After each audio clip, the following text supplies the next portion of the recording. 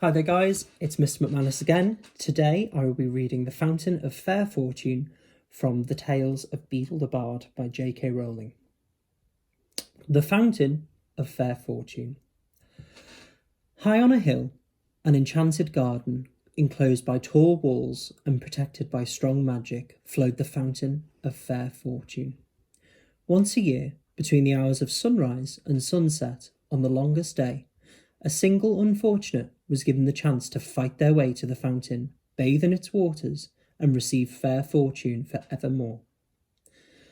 On the appointed day, hundreds of people travelled from all over the kingdom to reach the garden walls before dawn, male and female, rich and poor, young and old, of magical means and without.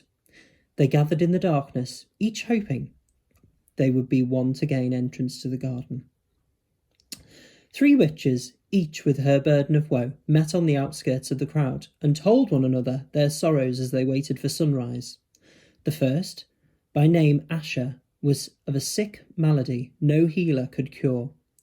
She hoped the fountain would banish her symptoms and grant her a long and happy life. The second, by the name Ethelda, had been robbed of her home, her gold, and her wand by an evil sorcerer. She hoped that the fountain might relieve her of her powerlessness and poverty.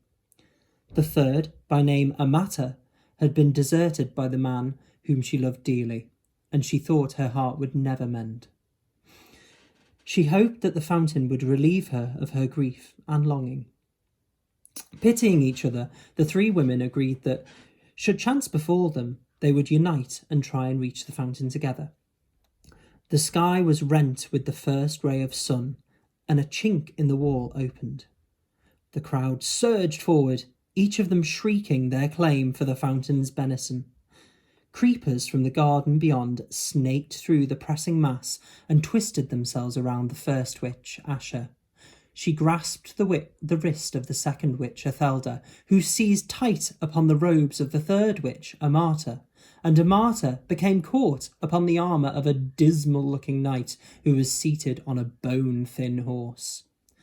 The creepers tugged, and the 3 witches through the chink in the wall, and the knight was dragged off his steed after them. The furious screams of the disappointed throng rose up upon the morning air, and then fell silent as the garden walls sealed once more. Asher and Ethelda were angry with Amata, who had accidentally brought along the knight. "Only one can bathe in the fountain. It will be hard enough to decide which of us it will be now without adding another." Now Sir Luckless, as the knight was known, in the land outside the walls, observed that these were witches, and having no magic, nor any great skill at jousting or duelling with swords, nor anything that distinguished the non-magical man, was sure that he had no hope of beating these 3 women to the fountain. He therefore declared his intention of withdrawing outside the walls again. At this, Amata became angry too. "Faint heart," she chided him. "Draw your sword, knight, and help us reach our goal." And so the 3 witches and the forlorn knight ventured forth into the enchanted garden, where rare herbs, fruit, and flowers grew in abundance on either side of the sunlit paths.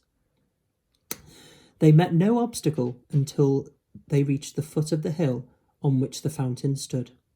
There, however, wrapped around the base of the hill, was a monstrous white worm, bloated and blind. At their approach, it turned a foul face upon them and uttered the following words: "Pay me the proof of your pain." Sir Luckless drew his sword and attempted to kill the beast, but his blade snapped.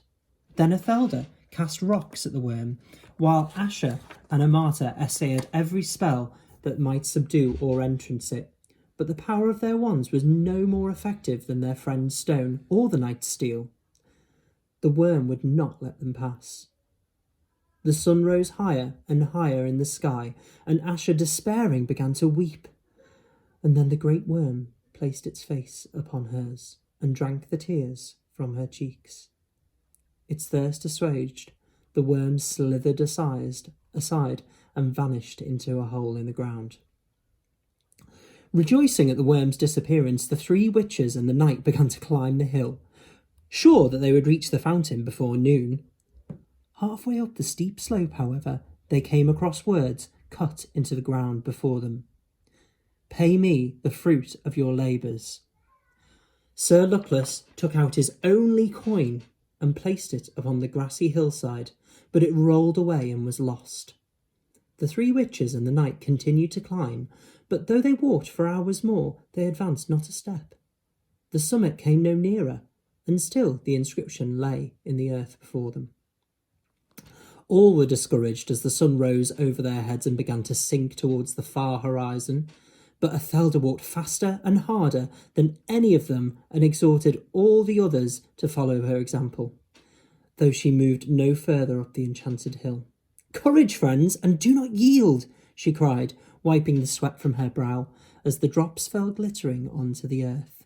The inscription blocking their path vanished, and they found that they were able to move upwards once more. Well, I nearly opened it too wide, then I'm giving the game away. Delighted by the removal of this second obstacle, they hurried towards the summit as fast as they could, until at last they glimpsed the fountain, glittering like crystal in a bower of flowers and trees. Before they could reach it, however, they came to a stream that ran around the hilltop, barring their way. In the depths of the clear water lay a smooth stone bearing the words, "Pay me the treasure of your past." Sir Luckless attempted to float across the stream on his shield, but it sank. The three witches pulled him from the water, then tried to leap the brook themselves, but it would not let them cross. All the while the sun was sinking lower in the sky. So they fell to pondering the meaning of the stone's message, and Amata was the first to understand. Taking her wand, she drew from her mind all the memories of happy times she had spent with her vanished lover, and dropped them into the rushing waters. The stream swept them away, and stepping stones appeared, and the three witches and the knight were able to pass at last on the summit of the hill.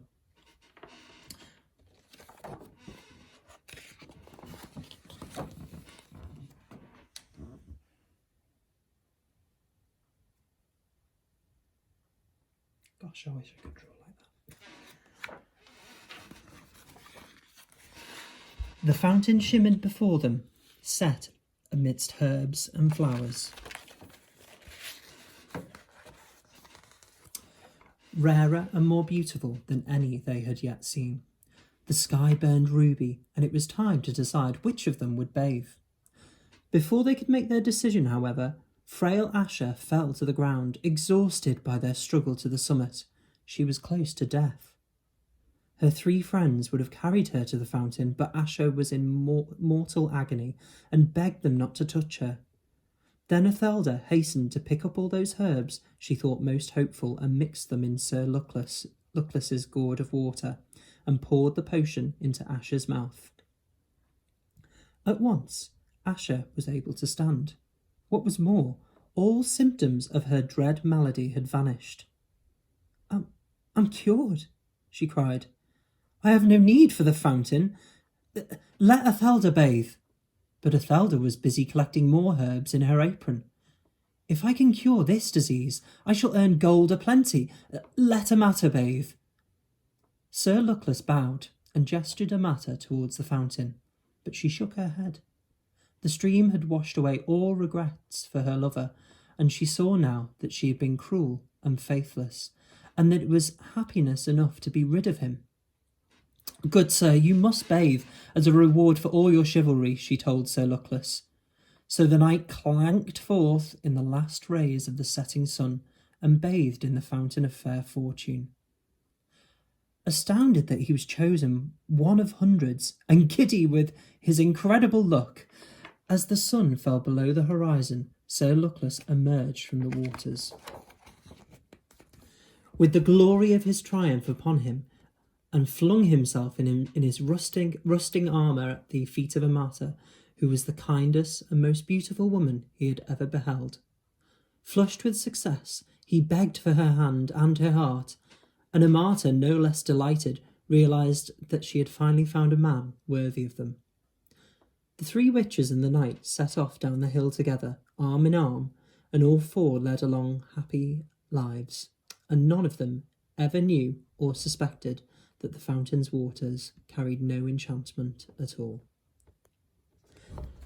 And that was The Fountain of Fair Fortune from the Tales of Beedle the Bard by J.K. Rowling.